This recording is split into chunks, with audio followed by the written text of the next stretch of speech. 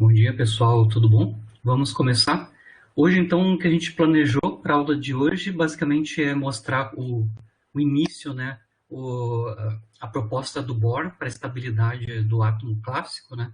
Lembrando que o ponto de partida nosso é a questão do espectro de absorção e emissão ser discreto, como a gente viu na aula passada, né?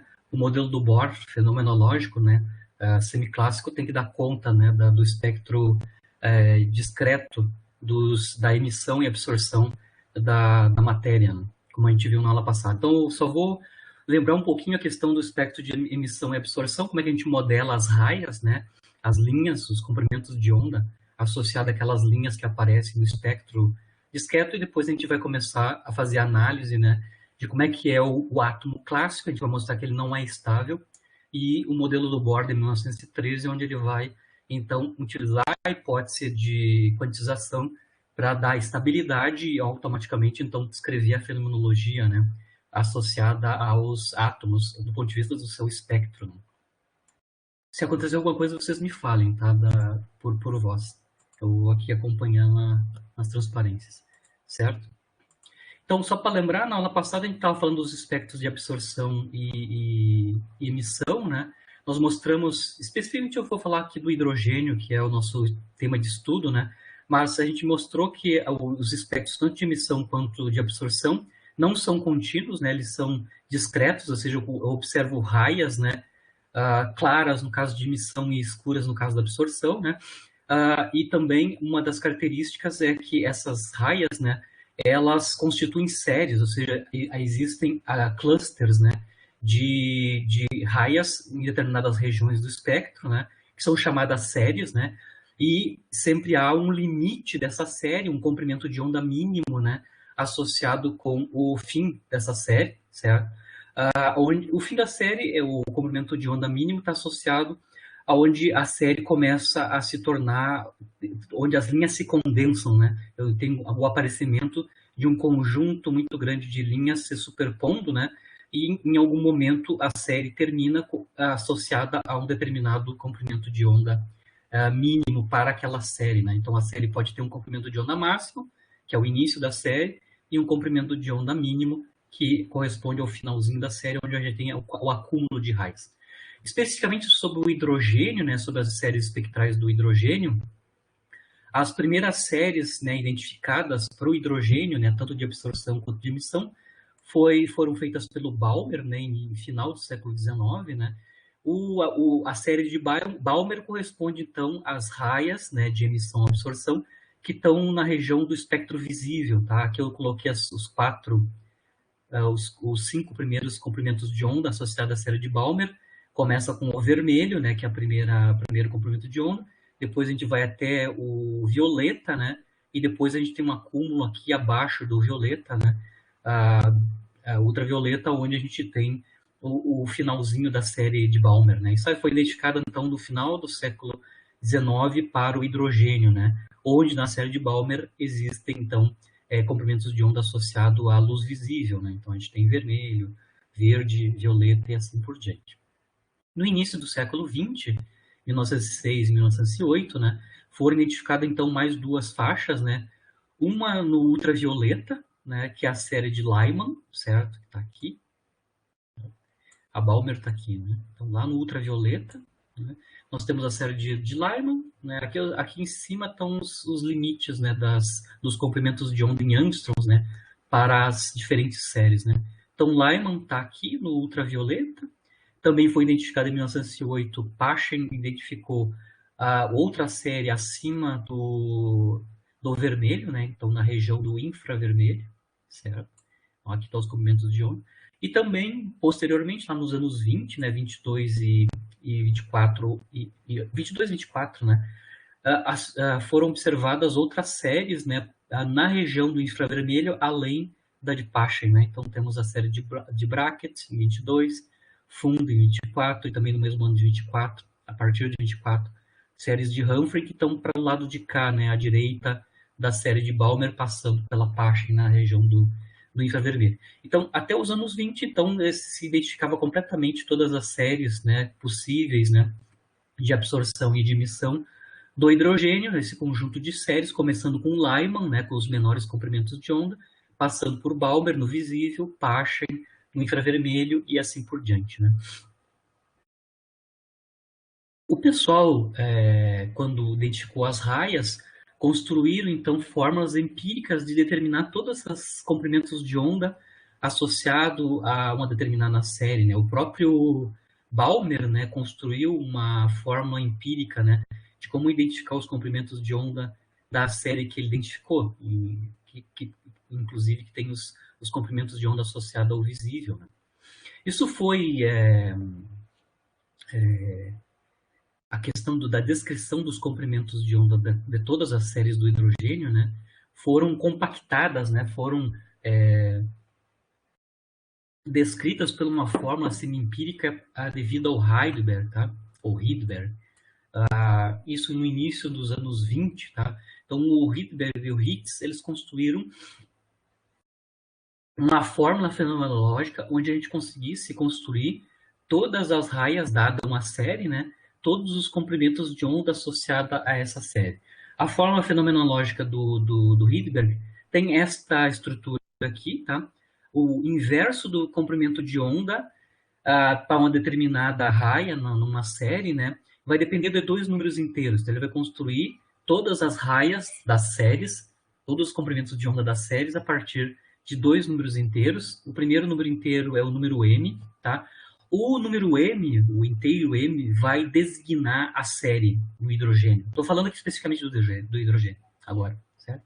Então, o inteiro começando em 1, 2, 3 e assim por diante, vai identificar cada uma das séries do hidrogênio. Então, m igual a 1 é Lyman, m igual a 2 é Balmer, m igual a 3 é Paschen, m igual a 4 é Brackett, m igual a 5 Fund, m igual a 6 Humphrey e assim por diante, certo? Então, o índice, o primeiro inteiro, tem a ver com o rótulo da série. Tá? 1, 2, 3, primeira, segunda, terceira. E dentro da série, ou seja, fixado um M, existe um segundo número inteiro, que começa em N mais 1, e assim por diante, né? Vai especificar cada um dos comprimentos de onda dentro desta série, certo? A fórmula de Rydberg-Ritz tem esta cara. Então, o inverso do comprimento de onda associado aos índices MN, ou seja, série M, raia N, nesta série, né, é proporcional a uma constante, que é a chamada constante fenomenológica de Rydberg, né, que tem dimensão de inverso de comprimento, né, porque isso tem que dar dimensão de inverso de comprimento de onda, né, que é empírica, então ela é ajustada aos dados experimentais, né, e todas as raias são construídas a partir de uma razão, né, de inteiros, né, um número, uma fração racional, né, que tem esta cara, né, 1 sobre n quadrado menos 1 sobre n quadrado. Então, todas as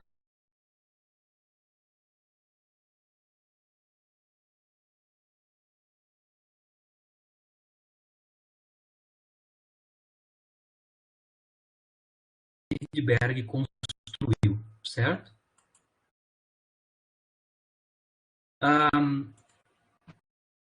A gente consegue, através da fórmula fenomenológica do Rydberg, também determinar o William está falando aí? Não, só ia dizer que deu uma travada, né, antes, mas. Sim, é que Só estão me isso. ligando aqui quando eu ligo o celular, mas tá ok agora? Tá, agora tá ok. Fala, tá, William, por favor, tá? Que eu não consigo, eu tô prestando atenção nas Sim, transparências. sim, sim, sim. Eu vi que tocou meu celular, ele dá uma trancada no coisa. Bom, se eu quiser saber qual é que é o comprimento de onda mínimo, né, que é o limite da série, para a gente fazer isso, fixamos o m e tomamos o limite de n tendendo ao infinito, né, aqui na expressão da Rydberg, né. Então aqui eu estou construindo quanto é que são os comprimentos de onda, eu só inverti aqui, né, a expressão, né. O comprimento de onda da série m raia n, né, tem dimensão do inverso da constante de Rydberg, como eu falei, então vai ter unidade de comprimento, o inverso da constante de Rydberg é da ordem de 92 nanômetros, por aí empiricamente, né? E claro, aqui eu tenho aquela fração racional que é dada pelos dois inteiros, né? Eu consigo então obter o limite, né, o comprimento de onda mínimo, tomando n tendendo ao infinito. Isso vai nos dar então que o limite de cada série da série de índice M, né, é dada pelo inverso da constante Rydberg multiplicada pelo índice M ao quadrado. Então é 1, 4, 9, etc., para cada uma das séries, né, Lyman, Palmer e assim por diante. Né? Como é que eu utilizo essa fórmula semi-empírica, a forma empírica do Rydberg? Aqui eu vou fazer para duas séries, né, a Lyman e a Balmer, no ultravioleta e no visível. Né? Então, para a série de Lyman, eu estava falando, é a primeira série do hidrogênio, né? Vai corresponder ao M igual a 1, né? É a primeira série correspondente. E a primeira raia, né, o início da série de Lyman vai corresponder a N igual a N mais 1, né? Lembrando que o N começa em M mais 1, onde M é o índice da série, né? Então, o primeiro N para a série de Lyman seria N igual a 2, né? Aí eu vou calcular o comprimento de onda, né, específico, né, para este índice, né? Então, eu vou calcular, então, o lambda 1,2, que é o comprimento de onda para a série de Lyman, a primeira raia, o primeiro comprimento de onda, que corresponde ao N igual a 2, né? E o que eu estou calculando, a princípio, é este cara aqui, ó. Esse 1216 angstrom, que é o início da série, né? É o maior comprimento de onda dentro da série, né? De Lyman, no caso, né? Então, aqui o comprimento de onda é escrito em termos do inverso da constante de Rydberg, né? O inverso da constante de Rydberg é da ordem de 91,2 nanômetros, né? E a ordem, né? O inverso de 1 sobre m quadrado menos 1 sobre n2. Então, n igual a 1, n igual a 2. Isso é uma fração racional, que é aqui dentro dá 3 quartos, né? Invertemos, isso dá 4 terços, né? O inverso de 3 quartos. Multiplicado pelo inverso da constante de Rydberg, isso dá 122 nanômetros, que dá da ordem de 1220, né? Angstroms, que é o que a gente vê aqui, ó, certo? 1220 ou 1216 angstroms, certo? Se a gente quiser calcular quanto é que é o comprimento de onda de MIT, que é o mínimo, né, o comprimento de onda mínimo na série de Lyman, né?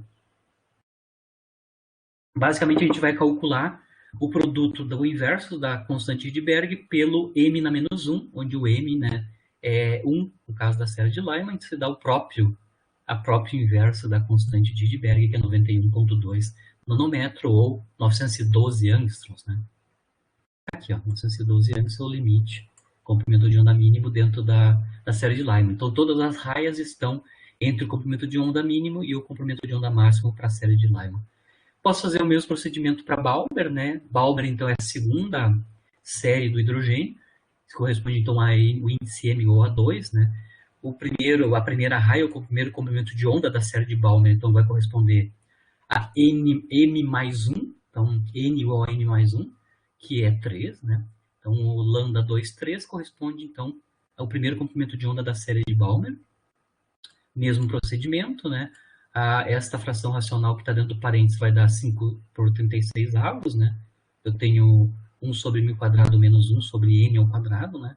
Então, eu vou ter uma fração racional do inverso da constante de Rydberg, que dá 656 nanômetros, né? Que corresponde a este cara aqui, né? 6.500 e poucos angstroms, né? E o comprimento de onda mínimo, né? É basicamente o inverso da constante de Rydberg, m ao quadrado, né? Ou seja, 4, né? Que vai dar os 364 nanômetros, ou 3.600 e poucos angstroms, tá? Então, aquela fórmula empírica do Rydberg, né?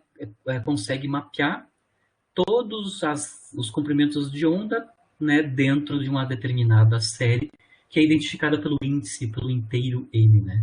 O que dá para entender aqui que no caso da forma semi-empírica ou empírica do Rydberg, os comprimentos de onda nas séries são frações racionais do inverso da constante de Rydberg, onde a constante de Rydberg é extraída empiricamente, né? Certo? Professor, não tem. O hidrogênio não tem sede de emissão no raio-x, por exemplo? Que ali começa no violeta, né? Se tu for pegar a fórmula. Exato. Eu tenho aqui o visível, mas imediatamente abaixo do ultravioleta, né? Imediatamente abaixo do ultravioleta. Uma parte ainda está, não sei quanto é que é o comprimento de onda do raio-x, mas lembrando que não é toda visível, né? Eu tenho 5 comprimentos de onda que são visíveis, mas ainda tem mais um pouquinho, né? Abaixo do violeta aqui, né? certo? E depois dá um pulo lá pro 1216 angstroms, né? Aí tu consegue identificar mais ou menos onde é que está o raio-x por aqui, né? Não lembro quanto é que é em nanômetros ou em angstrom o raio-x. Ah, não, é que eu pensei que tu, como o índice 1, o N1 já correspondesse à ultravioleta, daí ele não tivesse mais no raio-x, né? Porque eu pensei que ele fosse sempre do menor comprimento de onda para o maior, né? Que ali tu tem séries de ultravioleta, depois tu vai para o visível, que é comprimento de onda maior, e daí tu vai para o infravermelho, para o comprimento maior, então não teria raio-x. Sim. Errado. Tu pode. Lembrando que aqui é apenas hidrogênio, né? Então é átomo de um único elétron, né? Especificamente para o hidrogênio que a gente está discutindo aqui, né? Certo?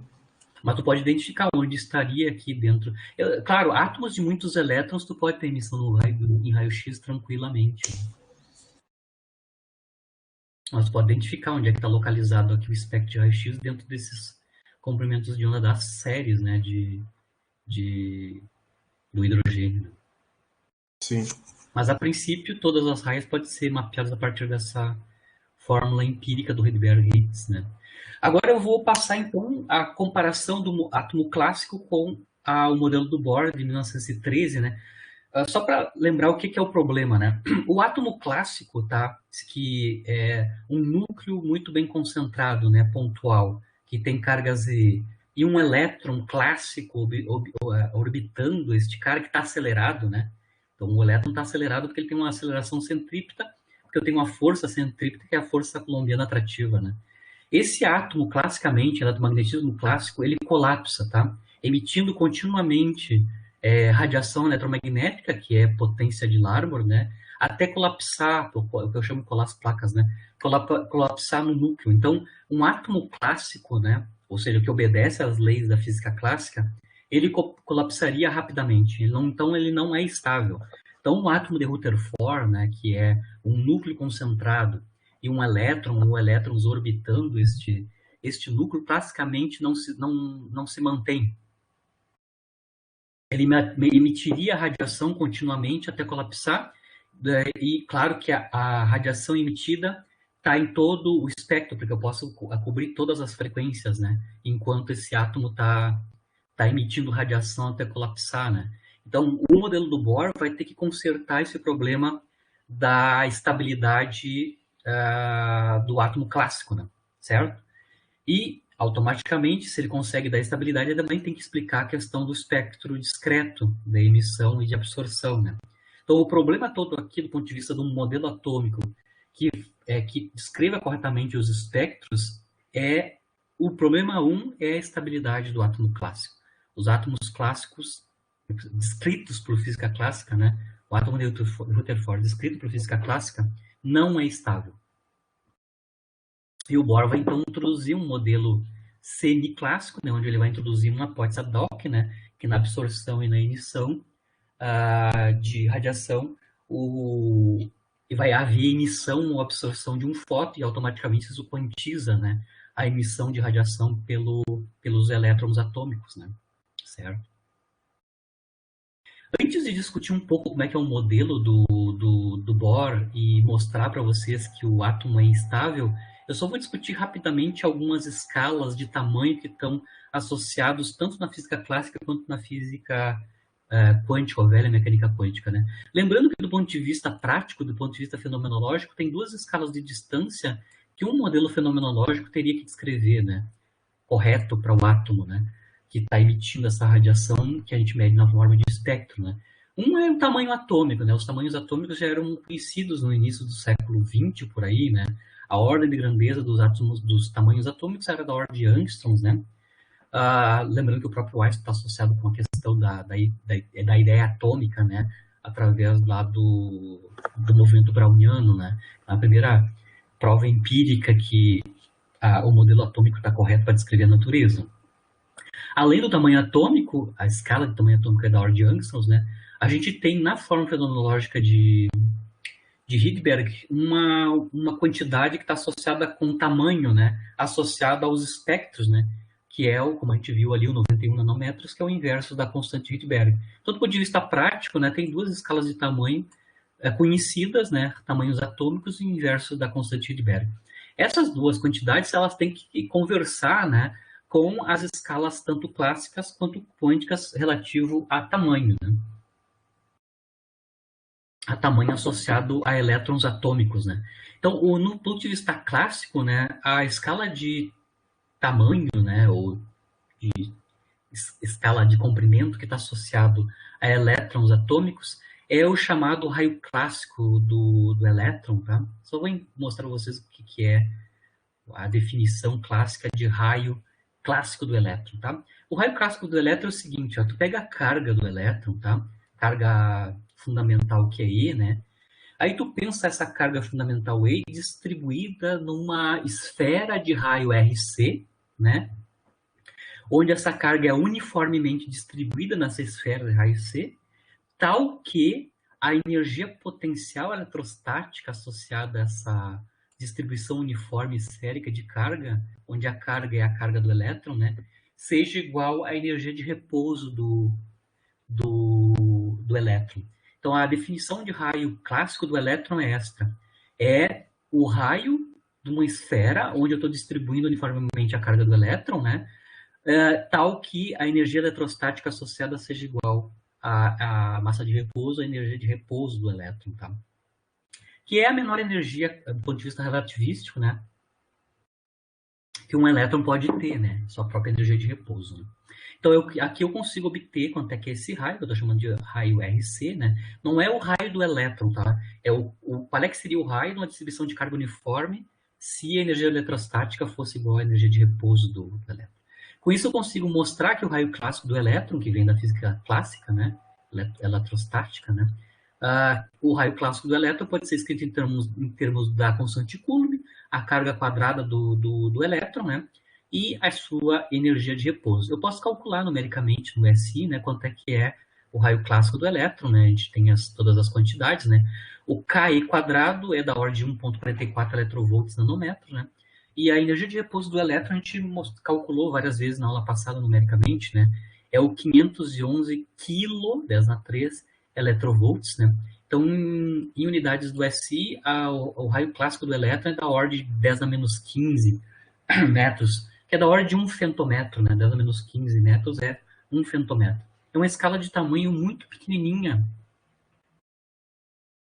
do ponto de vista clássico, né? Comparado com os tamanhos atômicos e o próprio inverso da constante de Rydberg é da ordem de dezenas de nanômetros, né? 91, 92 nanômetros. Então, a escala clássica associada a tamanho para elétrons atômicos seriam da ordem de femtometros, né? Que é o raio clássico do elétron, que é muito menor que um angstrom. Isso do ponto de vista da escala de tamanho que existe em física clássica.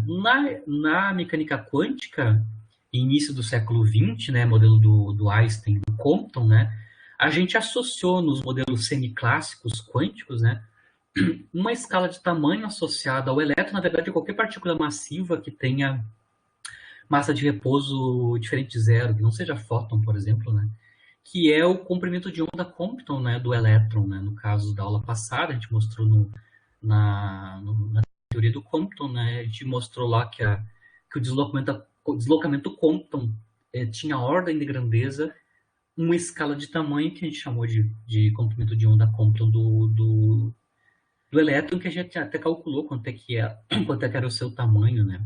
Era bem pequeno também, né? Aqui eu não vou usar o comprimento de onda Compton, mas sim o comprimento de onda Compton reduzido, tá? Reduzido significa que eu vou dividir por 2π, tá? Mas só para lembrar, né? O comprimento de onda Compton do elétron é a constante de Planck H dividido pela massa do elétron multiplicado por C, né? Esta quantidade, H sobre MEC, tem unidade de comprimento de onda, inclusive a gente calculou numericamente. Eu vou só aqui introduzir novidades para nós, né? E a gente vai usar até o fim do semestre nessa disciplina essas quantidades, tá? Então, aqui quando eu estou definindo comprimentos de onda Compton reduzido, ao invés da constante de Planck, eu vou usar a constante de Planck reduzida, que nada mais é que a constante de Planck dividido por 2π, tá? Então, H cortado que é a constante constante de Planck reduzida, vale a constante de Planck dividido por 2π. Então, ao invés de usar H, eu vou usar H cortado, né? Dividido pela massa multiplicado por C. Isso define, então, comprimento de onda Compton reduzido, dividir por 2π, né? Aqui ainda vou multiplicar em cima e embaixo por C, tá? Por que eu faço isso? Porque aqui embaixo vai aparecer automaticamente a energia de repouso do elétron que a gente conhece, que é o 511 kV. Então, eu posso calcular numericamente quanto é que é o comprimento de onda Compton reduzido do elétron em termos das quantidades físicas conhecidas, né? H cortado C e a energia de repouso do elétron. A energia de repouso do elétron a gente já sabe, né? 511 kV. Aqui a gente vai determinar quanto é que é numericamente H cortado C, que é uma nova constante que a gente vai precisar sempre agora, a partir de agora, na teoria. Na teoria quântica, né? Eu vou aqui calcular no SI primeiro e depois converter para eletrovolts, né? H cortado C, então, é a constante de Planck, dividido por 2π, multiplicado pela velocidade da luz. Aqui está em SI, né? Então, eu obteria aqui, basicamente, Joule vezes metro, né? Ou seja, energia vezes um comprimento. Meu último passo é só converter para eletrovolts, porque todas as quantidades associadas às energias atômicas vão estar em unidades de eletrovolts a posteriori, né?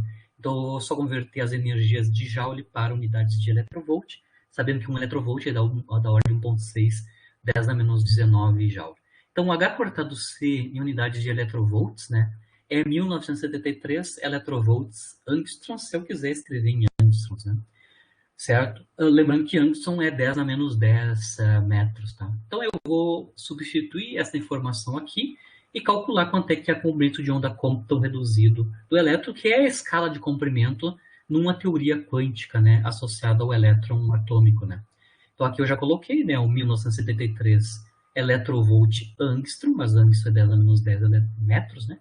Eu obtenho em metros, isso dá da ordem de 10 a menos 13 metros, 4, 10 a menos 13 metros, o comprimento de onda. De novo, aqui eu ainda estou com algo que é da ordem de 1/10 de picômetro, né? Então, bem menor que angstroms, né? Que é associado aos tamanhos atômicos, ou o inverso da constante de Berg, que é da ordem de 92 nanômetros, né? Certo? Então, eu tenho duas escalas. Uma clássica, que é o raio clássico do elétron, que é da ordem de femtômetro, e uma escala associada ao elétron, de comprimento associado ao elétron, que é o comprimento de onda Compton reduzido, que também é pequeno, que é da ordem de 10 a menos 13, né, elétrons. Com essas duas escalas, eu não consigo construir, a princípio, num modelo fenomenológico, né, as escalas conhecidas, tanto o tamanho atômico quanto o inverso da constante de Berg. Tá? Aqui eu estou fazendo transposição didática, né? Eu estou falando de quantidades interessantes, sabendo o futuro, né? Então, eu vou aqui construir, por exemplo, a chamada constante de estrutura fina a partir da razão dessas duas quantidades, né? O raio clássico do elétron e o comprimento de onda Compton reduzido. Eu vou ter uma quantidade adimensional, certo? Que basicamente não vai depender da massa. Vocês conseguem ver que o raio clássico do elétron depende da carga do elétron e da sua Professor, massa. Fale. Desculpe interromper o senhor, eu já estou a tempo para perguntar, mas eu não queria interromper. Mas antes que o senhor prossiga com a matéria, por que tem que reduzir a constante de Planck? E por que essa redução é realizada dividindo por 2π? Eu acabei de falar, tá? Eu estou prevendo o futuro, é transposição didática, tá? Eu sei que no modelo do Bohr, a gente vai saber depois mostrar, né? Que o momento angular é quantizado e quantizado em unidades de H cortado.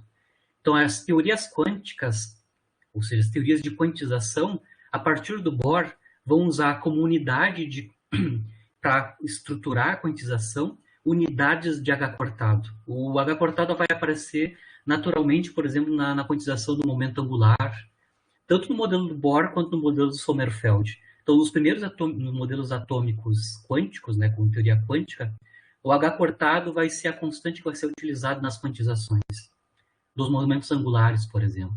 Não só do momento angular, mas todas as outras quantidades vão ser quantizadas em termos de unidades de H cortado. É transposição didática, tá? Ou seja, eu estou antecipando uma quantidade importante que vai ser utilizada a posteriori. E por que dividir por 2π? Porque o 2π vai aparecer natural. O 2π eu vou te adiantar, é quando eu faço integração sobre todo o ângulo azimutal, no caso do momento angular. Né? Quando a gente chegar lá, já na aula que vem tu vai entender por que aparece esse 2π. Tá esse bom, obrigada. Quando a gente integra o ângulo azimutal, no caso do momento angular, na regra de Sommerfeld, a gente consegue ver que um 2π, um fator de 2π aparece naturalmente. O 2π está associado com simetria azimutal, tá? Quando a minha física não ela é invariante sobre ângulo azimutal. Certo? Mas se tu quiser falar de maneira bem rápida, o H cortado a gente está antecipando essa quantidade física como sendo importante, porque ela vai aparecer nos modelos de quantização do momento angular, tanto no modelo do Bohr, quanto no modelo do Sommerfeld. Certo? Certo, obrigada. É uma questão de transposição didática, né? A gente já vai utilizando quantidades já necessárias, que vão aparecer imediatamente nos modelos quânticos, nas quantizações de momento angular. E o que eu estou fazendo agora aqui, eu estou construindo uma quantidade adimensional como a razão desses dois comprimentos, o clássico e o quântico. De novo, aqui eu estou fazendo física com as mãos, né? Na verdade, a constante de estrutura fina só vai aparecer pela primeira vez na física no modelo do Sommerfeld do átomo, que a gente vai ver na aula que vem, certo? Mas aqui eu estou fazendo um argumento didático, né? Um argumento didático que eu posso construir uma constante adimensional, que eu vou chamar de alfa, que é a constante de estrutura fina, né? Que é a razão dessas duas quantidades, né? O comprimento de onda clássico do elétron pelo comprimento de onda Compton reduzido do elétron. Quando eu faço essa razão, a dependência das massas que aparecem nos denominadores, né? Tanto no comprimento de onda Compton quanto no raio clássico, né? Elas desaparecem e essa constante adimensional vai depender apenas de constantes físicas, né? A constante Boltzmann, o H cortado e o C, mas só dependendo da carga quadrada fundamental do elétron. Se eu calcular numericamente quanto é que vale essa constante adimensional, né? Como eu mostrei ali em cima, né? Anteriormente, o Ke quadrado, né? A constante curva multiplicada por E quadrado, ela vale, então, em unidades de electrovolts, né? 1,44 electrovolts por nanômetro, vezes nanômetro, né? E a constante o comprimento de onda Compton reduzido, né? Do elétron o H cortado C, né? É o 1973 electrovolts angstrom. Aqui eu estou escrevendo em unidades de nanômetro, né? Então tem que multiplicar dividir por 10 aqui, né? Então eu tenho 197,3 electrovolts nanômetros, né? Lembrando que um nanômetro é 10 angstroms, né? Angstrom é 10 a menos 10. Isso nos dá da ordem de grandeza 1 sobre 137, né? O valor dessa constante que é chamada de constante de estrutura fina, que é construída aqui na minha transposição didática como a razão dessas duas unidades de comprimento, né? Uma clássica e outra quântica, tá?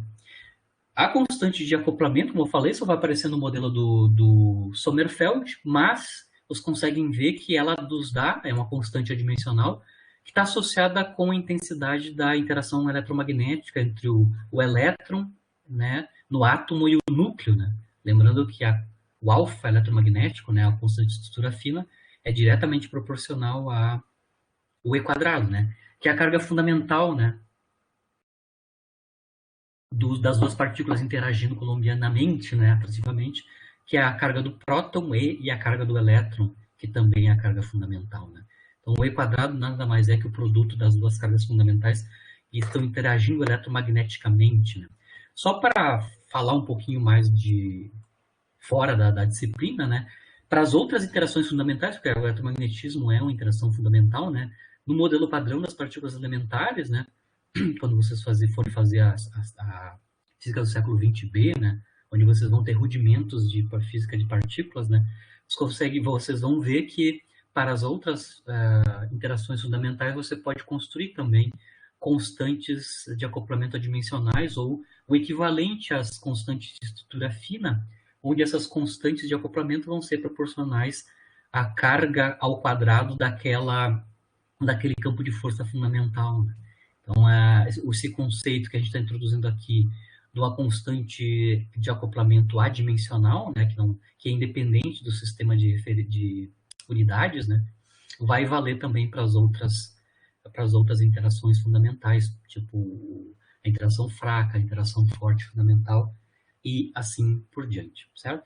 Então, eu só fiz uma janelinha aí para a gente entender qual é que é as ordens de grandeza de comprimento que a gente tem que ver, obter num modelo, né, que é o tamanho atômico inverso da constante de Rydberg, e qual é que são as escalas típicas clássicas e quânticas, né, que devem aparecer naturalmente nesses modelos, se eu vou fazer um modelo semiclássico para o átomo, né?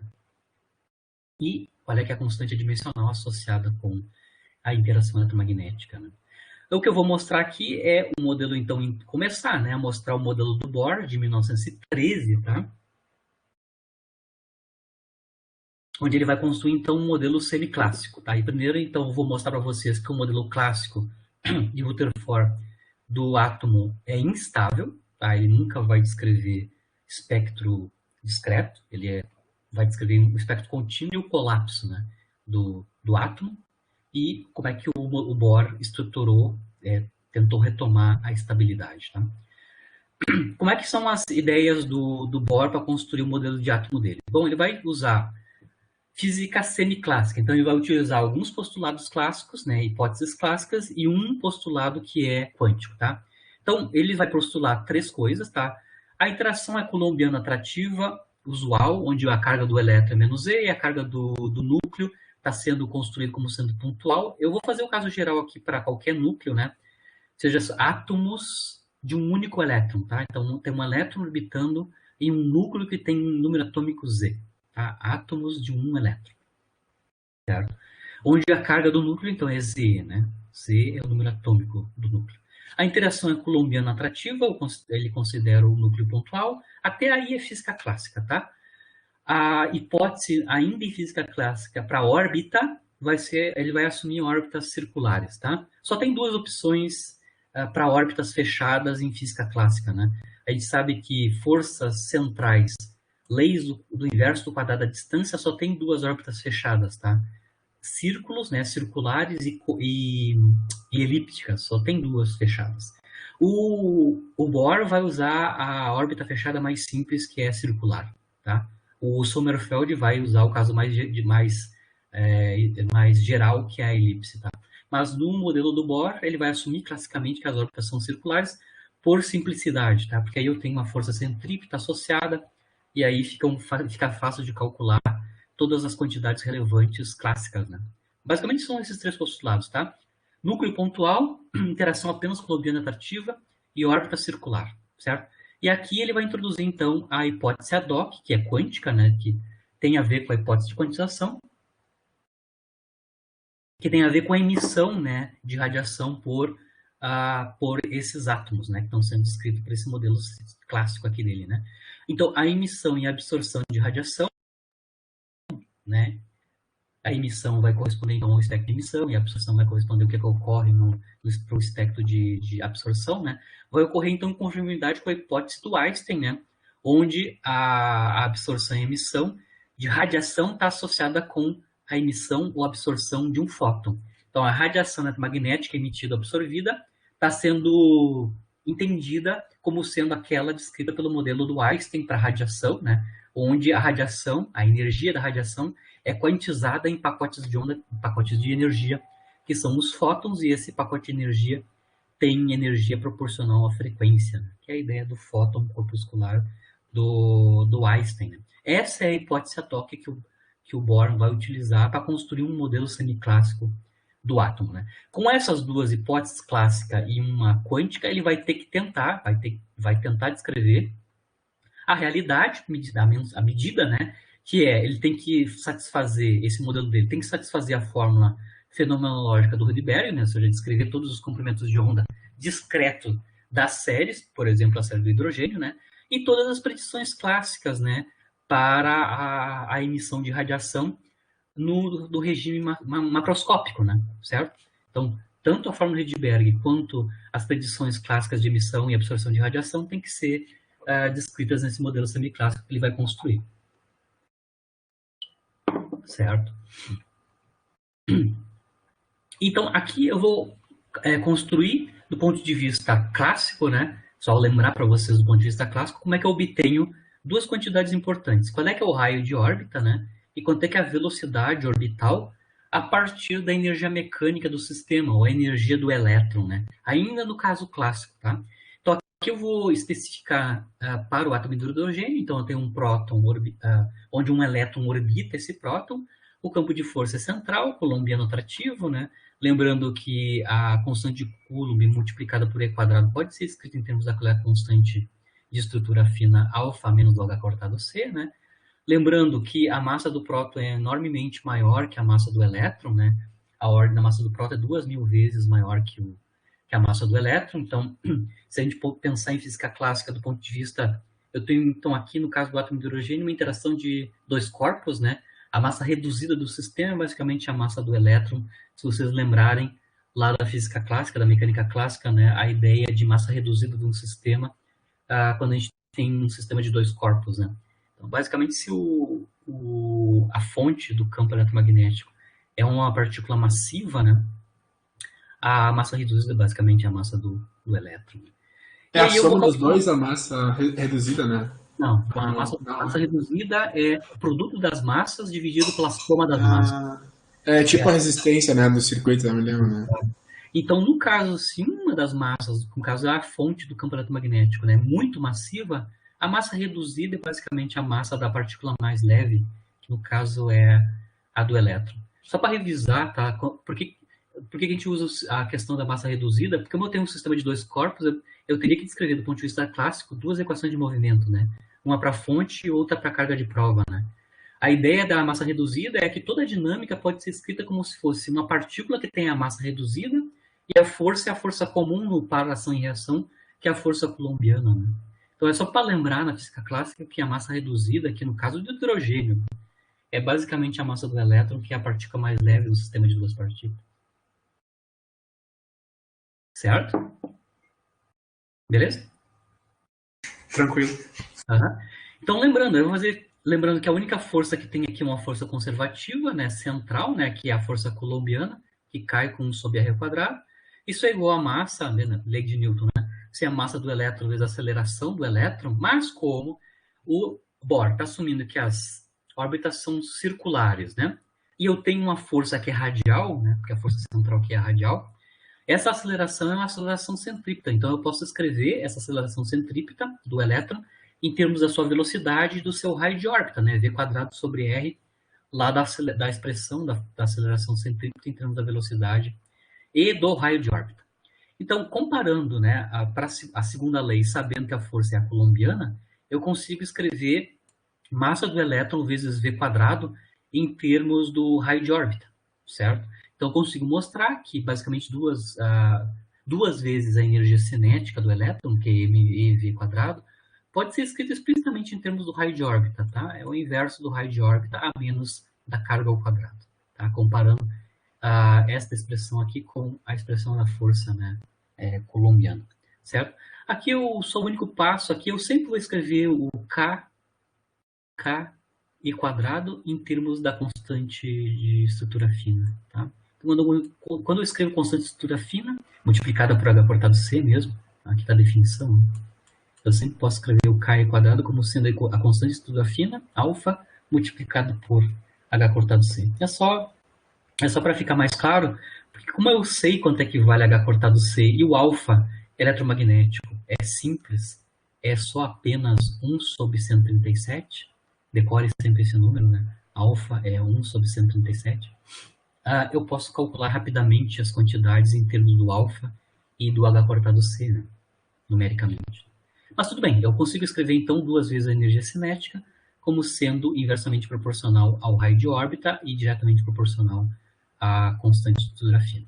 Bom, se eu sei a energia cinética, eu posso construir então a energia mecânica, né, do sistema, que é um sistema conservativo, ele conserva a EMEC, né, porque a força que está atuando aqui é uma força conservativa, né. Todas as forças centrais são conservativas, né. Então, a energia mecânica é a soma da cinética, né, isso já é metade de mEv². Então, eu vou colocar o fator 1/2 aqui na frente. 1/2 kz² 1 meio kz² sobre R. E a energia potencial é a energia potencial eletrostática, né? Entre o próton e o elétron, que vale menos kz² sobre R. Os fatores aqui são iguais a menos do 1 meio e o menos 1, né? 1 meio menos 1 é menos 1 meio. Então aqui está a expressão da energia mecânica, né? A energia mecânica é sinal negativo, corretamente, né? Que é um sistema ligado, né? O sinal negativo da energia mecânica significa que eu tenho estado ligado, né? E o valor numérico, né? O módulo da energia mecânica depende do alfa e inversamente proporcional ao raio de órbita. Lembra bem que, comparando o valor da energia mecânica em módulo, ela é basicamente o mesmo valor em módulo da energia cinética, né? Então, a energia cinética, o módulo da energia mecânica, tem o mesmo valor, basicamente, em termos do raio de órbita. Muito bem, então, do ponto de vista clássico, usando o valor da energia mecânica, eu posso escrever, então, o raio de órbita, né? O raio de órbita escrito em termos do módulo da energia do sistema, né? A energia mecânica do sistema, ou a energia do elétron. Dá para ver que o raio de órbita é inversamente proporcional ao módulo da energia mecânica, né? Ou a energia do elétron. E também a velocidade, né? Se eu conheço a energia cinética, né? Eu consigo calcular também a velocidade em termos da energia mecânica, né? Então, a velocidade não relativística aqui do elétron é raiz quadrada de 2 vezes a energia cinética pela massa do elétron, né? Essa expressão que está aqui, ó. E eu posso escrever isso em termos da energia mecânica, lembrando que essas duas quantidades, né, energia cinética e o módulo da energia mecânica, são iguais, nesse caso do átomo de hidrogênio, né? E aí eu também posso escrever a velocidade do elétron em termos da energia mecânica. Então, raio de órbita é inversamente proporcional à energia mecânica, módulo, né? E a velocidade é proporcional à raiz quadrada da energia mecânica. Isso é clássico, tá? É a predição clássica para uma órbita circular. Se eu ainda estou analisando a órbita clássica circular, eu também posso obter a frequência angular de órbita, né? Do elétron orbitando em torno do próton, né? Então, a velocidade angular de órbita do elétron, se eu estou com um movimento circular uniforme, né? É a razão da velocidade pelo raio de órbita, né? V sobre R é a velocidade angular de órbita. Como o V e o R estão escritos em termos da energia mecânica, né? Tanto o V quanto o R estão escritos em termos do módulo de E, eu posso escrever, então, a velocidade angular de orbital diretamente proporcional à energia, né? A energia mecânica, a frequência angular, então, é módulo da energia mecânica na potência 3 meios, né? Basicamente. Então, estou escrevendo todas as quantidades de interesse clássicas, né? Raio de órbita, velocidade orbital, frequência angular de órbita, tudo em termos da energia mecânica, que é o que o Bohr vai quantizar a posteriori, né? E, finalmente, é o momento angular, né? Momento angular. Né? Lembrando o que é momento angular, né? O módulo do momento angular L é o módulo do produto vetorial R vetor P, onde R é o vetor posição da partícula, P é o momento linear, né? Massa vezes velocidade. Como o movimento é circular, né? O vetor posição e o vetor momento ou velocidade são perpendiculares para uma órbita circular. Então, o módulo do produto vetorial basicamente é igual ao produto dos módulos desses dois vetores, né? O módulo do vetor posição, que é o raio de órbita, né? E o módulo do vetor momento, que é massa do elétron vezes a sua velocidade. Então, eu posso escrever o momento angular, módulo do momento angular, né? Em termos do raio de órbita e da velocidade, mas essas duas quantidades, né? R e V, podem ser escritas em termos da energia. Então, se eu fizer a continha aqui, multiplicar R vezes V em termos da energia, eu escrevo L também em termos da energia. Então, eu estou escrevendo todas as quantidades clássicas em termos da energia. Tu está escrevendo do elétron. Tu tá escrevendo elas em função da energia e depois eu só me perdi um pouco para comparar. Depois, para fazer uma comparação, não entendi. Assim, ó. Porque tá escrevendo ainda... Mas a hipótese ad hoc do Bohr vai ser que quando o átomo, o elétron, né, vai emitir ou absorver radiação, essa energia vai ser quantizada. Ele não emite qualquer tipo de energia, só aquelas que correspondem a Hν, né? H vezes a frequência do fóton emitido, né? Então, eu estou mostrando aqui, espertamente, né, todas as quantidades de interesse, que é o raio de órbita, a velocidade, frequência angular e momento angular, tudo em termos da energia. A energia, no ponto de vista clássico, pode ser qualquer uma, né? Contínua, Contínua, no caso, né? Mas quando eu quantizo, eu uso a hipótese Planck-Einstein, né, para quanto é que vai ser a energia do elétron, que agora vai deixar de ser contínua, vai ser quantizada, né, e proporcional à frequência do fóton emitido, né, eu vou ter que alterar aqui a expressão do E. É aqui que vai mudar a história toda. Ah, sim, daí tá querendo chegar naquela expressão lá do Heisenberg. Isso, exatamente. Mas por enquanto, aqui eu só estou mostrando para você, fazendo uma revisãozinha clássica, né? Para uma órbita circular, eu posso escrever todas as quantidades de interesse, que é o raio de órbita, velocidade, frequência angular, momento angular, tudo em termos da energia, módulo da energia mecânica, né? Do elétron. Ou a energia do elétron, né, se quiser pensar assim. Que aqui clássico é contínuo, um valor contínuo, né? Só que, no caso de um átomo clássico, tendo uma órbita circular, tá, tem um problema. Tá? Tem um problema. É sabido na física clássica, desde do meados do século XIX, tá, que uma partícula carregada, que é o caso do elétron, né, acelerado, e aqui o elétron está acelerado na órbita circular porque tem uma aceleração centrípeta. Tá? Uma carga, isso só é em física clássica, não é quântico. Tá? Uma partícula carregada acelerada emite radiação eletromagnética, tá? Tem uma potência dissipada que, inclusive, é proporcional ao quadrado da carga e o quadrado da aceleração. Então, quanto mais acelerada a partícula estiver carregada, né, mais ela vai emitir potência na forma de radiação eletromagnética clássica, né, certo? Então, do ponto de vista do átomo de Rutherford, que é o átomo clássico, né, um átomo desse tipo, mesmo que ele comece com uma órbita com um raio definido, quanto o tempo passa, ele vai espiralando, porque enquanto ele está se movimentando acelerado, ele vai emitindo radiação eletromagnética continuamente, tá? Que é a potência de Larmor, e automaticamente ele vai diminuindo energia. Se ele vai diminuindo energia, automaticamente ele vai perdendo o raio de órbita, né? Até colapsar no núcleo, né? Lá junto com o próton. Então, um cara que é um elétron num átomo clássico, ele vai espiralar emitindo radiação eletromagnética até colapsar. E isso ocorre de maneira muito rápida. Eu vou calcular quanto é que é o tempo de vida estimado, certo, para um átomo clássico desse tipo emitindo radiação continuamente, né? Então, um átomo clássico não é estável, ele colapsa rapidamente. E o espectro de emissão que vai ser obtido a partir dele, no seu colapso, vai ter todos os comprimentos de onda, porque eu vou estar emitindo continuamente, né, radiação eletromagnética com energias cada vez menores, ou seja, com frequências cada vez menores, né, até chegar à energia zero, certo? Então, eu vou ter todo um espectro contínuo de emissão. Eu vou calcular aqui com vocês rapidamente, né, qual é que é o tempo de vida de um átomo clássico desse que fica continuamente emitindo radiação porque ela tem carga e está acelerada, tá?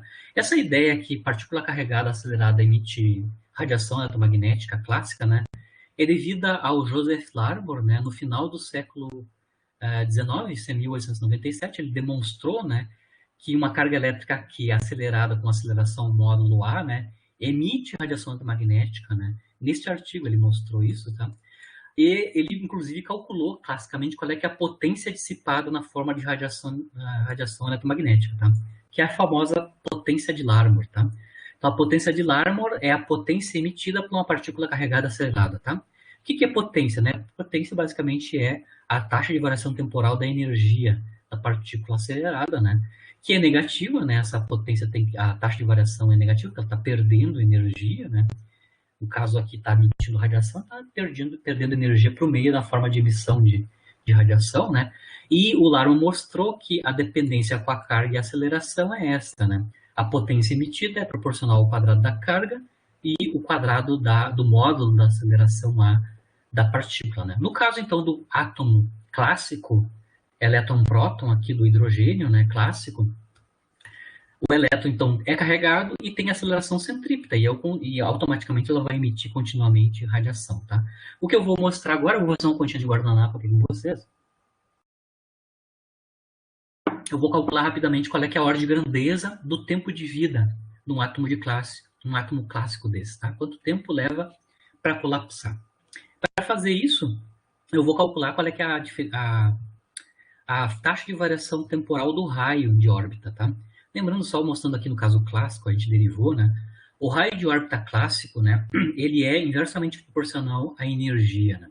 Lembrando que a energia, no caso da emissão da radiação de Larmor, ela depende do tempo, né? Ela vai diminuindo com o tempo, a energia. Então, eu posso usar a regra da cadeia, né, onde eu vou calcular a taxa de variação temporal do raio de órbita em termos da taxa de variação temporal da energia, né? Então, o raio de órbita depende de E, mas E depende do tempo. Então, eu consigo calcular que dr dt pode ser escrito como dr de dt, né? Regra da cadeia, onde R depende de E e E depende do tempo. O dt é a potência de Larmor, né? Potência de Larmor. E aqui no denominador eu vou ter ddr, que é a taxa de variação da energia mecânica do sistema, em termos da variação do raio de órbita, né? A potência de Larmor é conhecida por causa do elétron, é só colocar a carga do elétron, que é E, né, ao quadrado. E a aceleração do elétron é a aceleração centrípeta, né? Que é a força de Coulomb dividido pela massa do elétron, que é KE quadrado dividido por R2, né? Aqui esqueci de matar a massinha, né? Tem a massa do elétron que faltou aqui, né? Perdão. Lembrando aqui que eu esqueci de colocar aqui no slide. Dividir a força de Coulomb pela massa do elétron, né? Colocamos aqui no numerador, né? A potência de Larmor, onde a aceleração já está escrita como o quadrado dessa quantidade, né? O quadrado de KE quadrado dividido por R2NE, né? E embaixo nós temos dr, que pode ser calculado explicitamente, né? Lembrando que a dependência do raio ou da energia com o raio clássico é determinado, né? São inversamente proporcionais. Aqui está mais claro, né? E como função de R é inversamente proporcional a R, com um menos aqui na frente, né? Então, se eu derivar d dr, eu vou obter esta expressão aqui, né? 1 meio de KE quadrado sobre R2 como sendo a derivada de E relativo a R. Coloco isso aqui no denominador, faço o cancelamento das constantes que aparecem, né? Do ponto de vista de taxa de variação temporal do raio, o sinal é negativo, né? Como é correto, né? Eu tenho diminuição do raio com o tempo. Eu tenho quantidades físicas aí fixas, né? Eu vou estar chamando de delta só para condensar, tá? O delta é tudo isso daqui, tá? É o KE quadrado ao quadrado, a velocidade da luz ao cubo e a massa do elétron ao quadrado. Todas as constantes físicas estão nessa delta.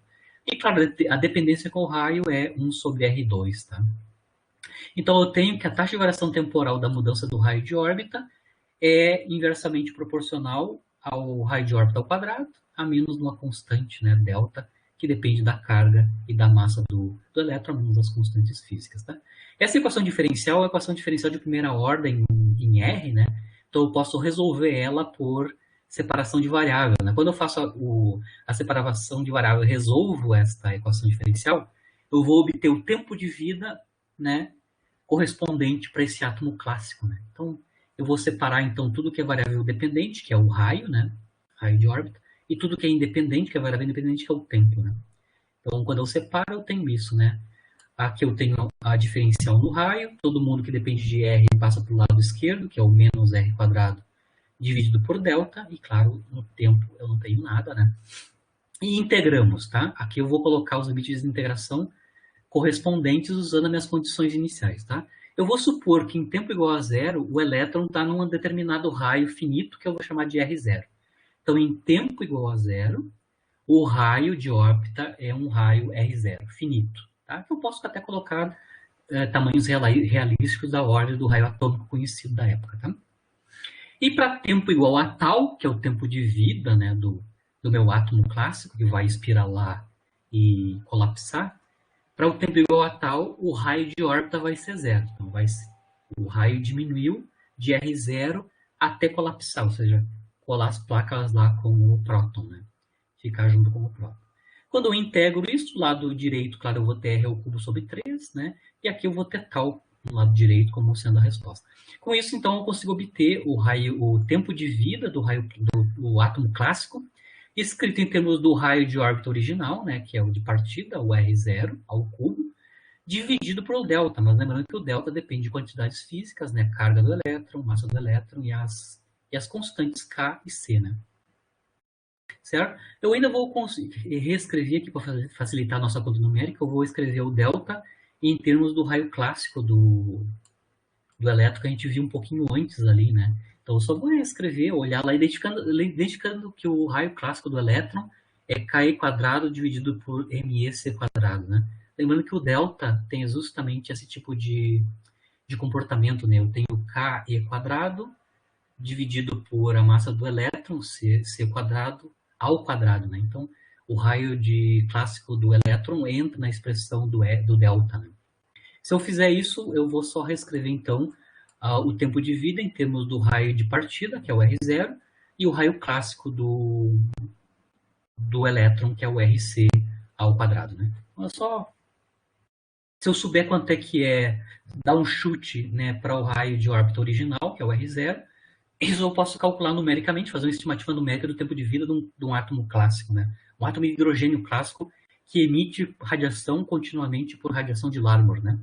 Por exemplo, se eu considerar que o raio inicial, né, de partida é da ordem de Angstrom, por exemplo, meio Angstrom, né, que é 5⁻⁻11 metros, né, e eu colocar aqui no R0 e calcular para o tempo correspondente para colapsar o átomo, né, clássico, né, eu vou mostrar que o tempo de vida, aqui eu estou calculando, então, R0 ao cubo, então meio Angstrom ao cubo, 5⁻⁻11 ao cubo, metros, né, e embaixo eu tenho 4 vezes o raio clássico do elétron ao quadrado, velocidade da luz, que em SI. Eu vou ter a ordem de grandeza em tempo, que é 13 picosegundo, pico é 10⁻12, né? Então, em dezenas de picosegundo, o átomo de hidrogênio clássico colapsaria.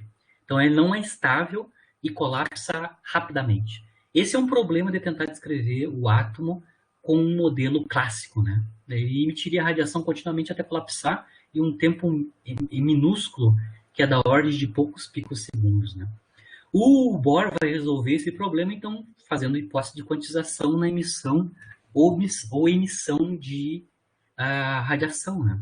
Então, o Bohr, para resolver esse problema da estabilidade, né, ele postulou, então, que na emissão, por exemplo, de radiação magnética pelo átomo, né, pelo elétron, né, nas transições, se dá para a produção de um fóton de energia que é proporcional à frequência da radiação emitida, né? Então, esse é o primeiro passo com a hipótese ad hoc adicional sobre o modelo clássico, né? E isso automaticamente já dá conta, pelo menos assim, qualitativamente, já explicaria o caráter discreto dos espectros, né?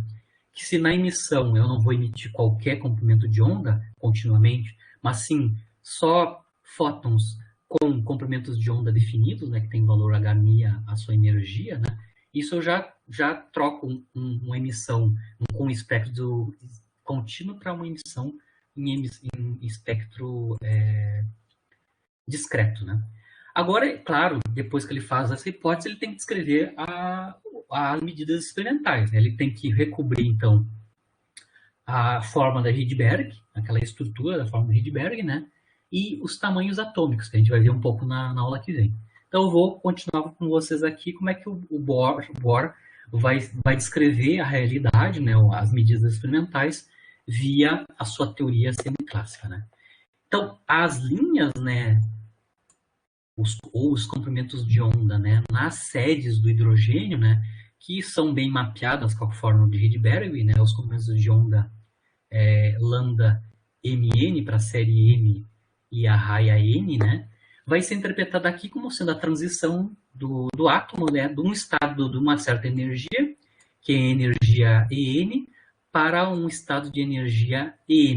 Então, quando o elétron faz uma transição entre dois níveis de energia, né, energia En para energia Em, a gente tem a emissão de um fóton com uma frequência de onda definida, que eu vou chamar de frequência de onda, a frequência EMN, né, devido a essa transição, e automaticamente eu consigo comparar essa diferença de energia na emissão com a fórmula de Rydberg automaticamente, certo?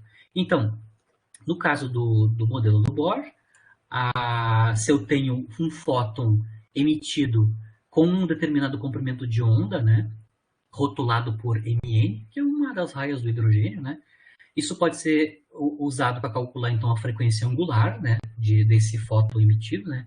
A frequência angular desse fóton emitido é 2π vezes a frequência, né. Se eu multiplicar... isso aqui ainda é física semiclássica, né, ou física clássica do ponto de vista de de física ondulatória, né? A frequência angular é 2π vezes a frequência, né?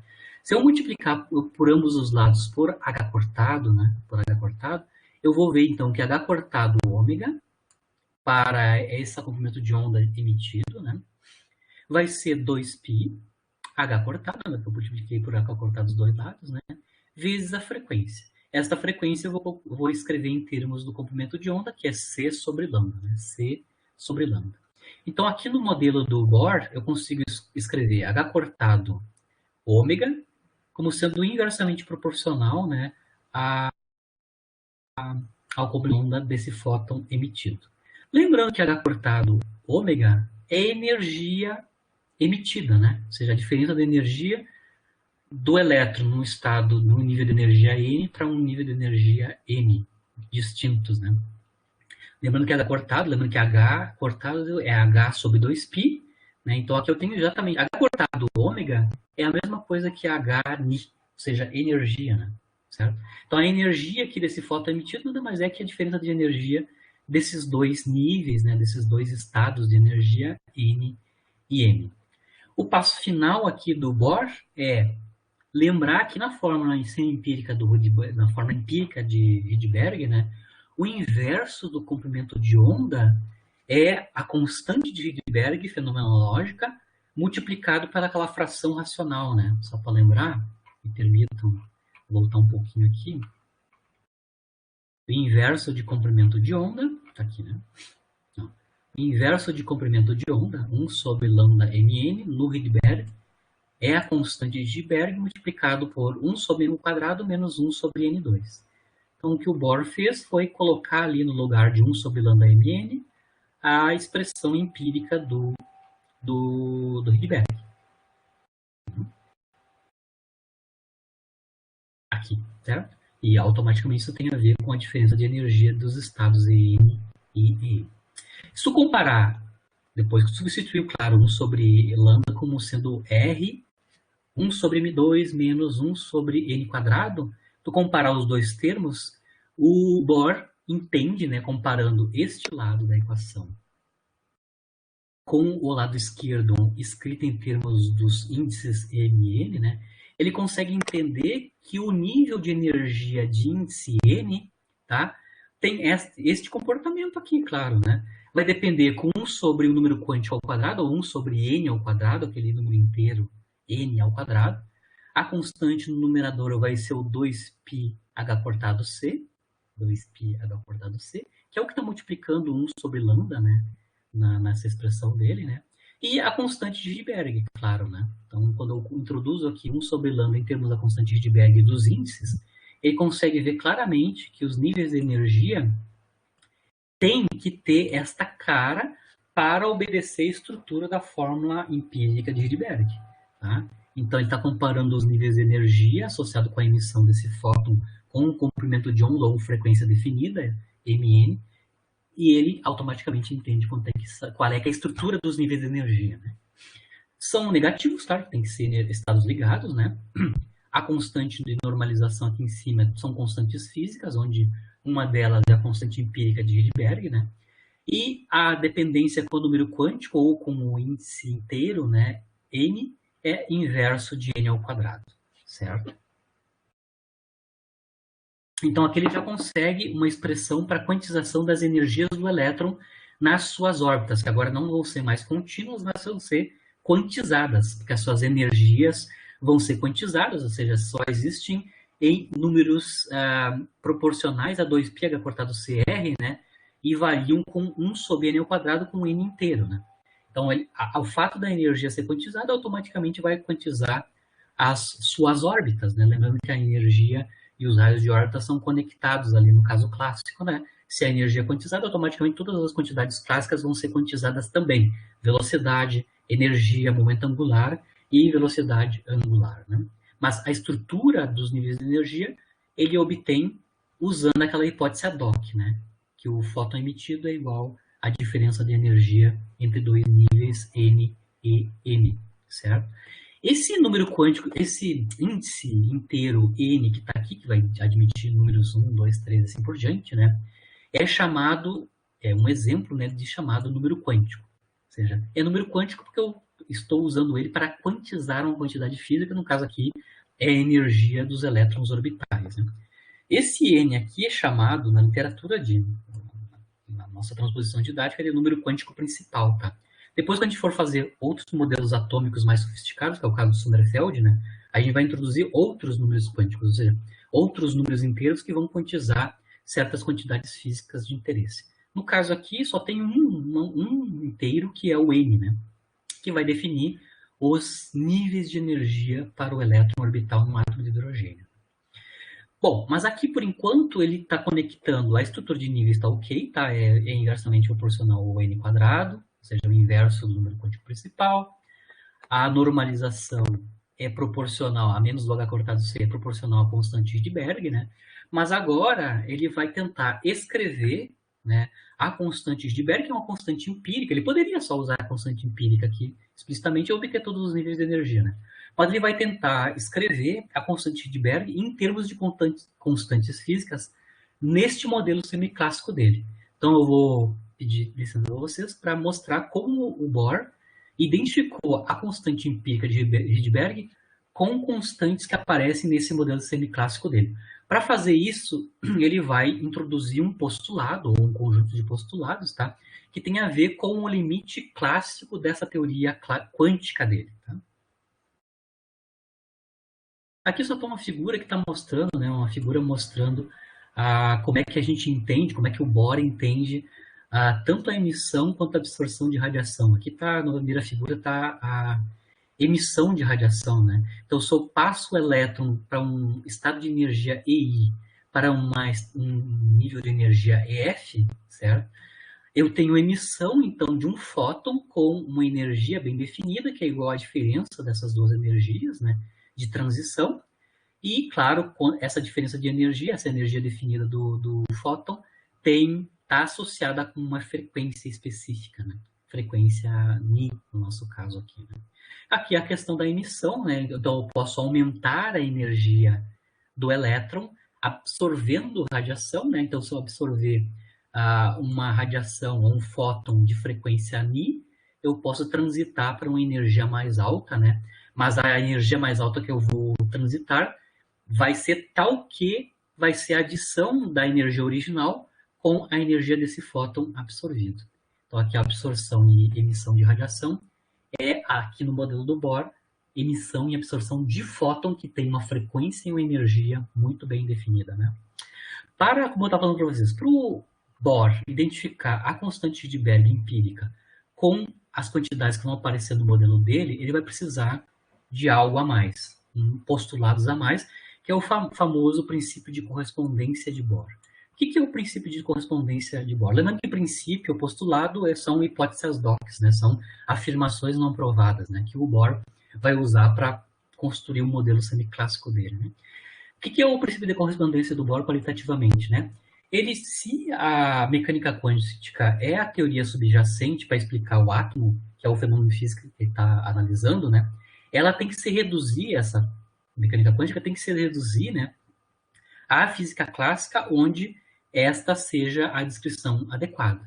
No caso do Bohr, ele mostrou explicitamente, ele postulou onde a física clássica vai ser a descrição adequada. A física clássica vai ser retomada no limite dos números quânticos grandes, tá?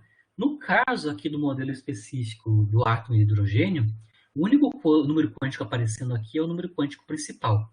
Então, o limite de grandes números quânticos, quando a física clássica vai retornar a ser a física correta vigente, né?